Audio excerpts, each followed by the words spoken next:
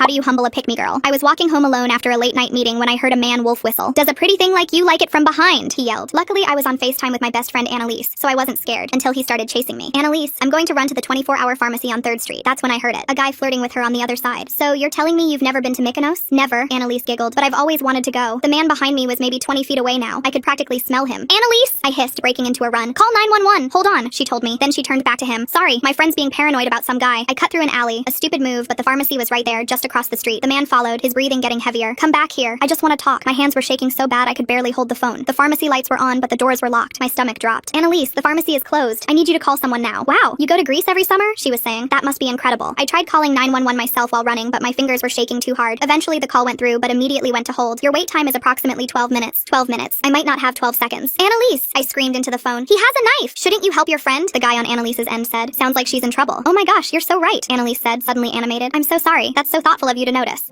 I heard fumbling. Hello, 911? My friend is being chased by a man with a knife on 3rd Street near the CVS. The man was 10 feet away. I grabbed a garbage can lid, the only thing I could find. He lunged. I swung the lid and caught him in the jaw, sending him stumbling back. My legs were burning, but I kept running, where maybe anyone would be driving by at 4 a.m. They're sending someone, Annalise said brightly. Then to the guy, you were so sweet to remind me. I get distracted sometimes. Where are they? I gasped, looking behind me. The man had gotten up and was following again, but limping now. How long? She wants to know how long, Annalise repeated, like she was ordering coffee.